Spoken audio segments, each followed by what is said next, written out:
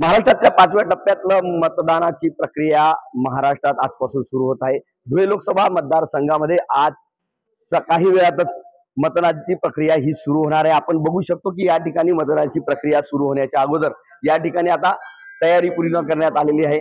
संपूर्ण मतदान केंद्र हे तयार झालं असून या ठिकाणी कर्मचारी असतील, त्याचबरोबर राजकीय जे प्रतिनिधी आहेत ते प्रतिनिधी देखील या ठिकाणी पोहोचलेले आहेत आणि काही वेळातच या ठिकाणची जी प्रक्रिया आहे ही प्रक्रिया या ठिकाणी सुरू होणार आहे। या ठिकाणी धुळे लोकसभा मतदारसंघाचा विचार केल्यास 18 जे उमेदवार आहेत हे रिंगणात आहेत। त्याचबरोबर यात प्रमुख लढत जर बघितली तर या ठिकाणी जे महायुतीचे उमेदवार आहेत खासदार सुभाष भामरे त्यांच्या विरुद्ध महाविकास आघाडीच्या डॉक्टर शोभा बच्चाव यांच्या विरोधात ही लढत होणार आहे आणि या ठिकाणी पूर्णपणे आता मतदान प्रक्रियेची तयारी पूर्ण झालेली आहे।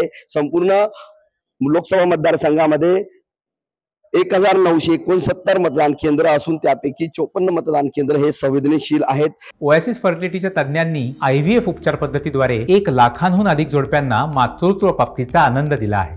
मोफत अपॉइंटमेंट बुक करण्यासाठी आजच संपर्क साधा। या ठिकाणी जवळपास 20,16,861 मतदार हे आपल्या मतदानाचा हक्क आज बजावणार आहेत। ही संपूर्ण प्रक्रिया आता पूर्ण झाली असून काही थोड्या वेळातच आता या मतदान प्रक्रियेला आता सुरुवात होणार आहे।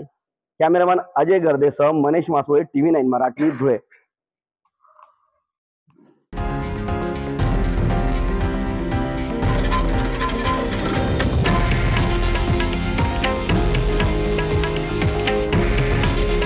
हे आहे देशातील नंबर 1 न्यूज नेटवर्क आणि आपण पाहत आहात TV9 मराठी।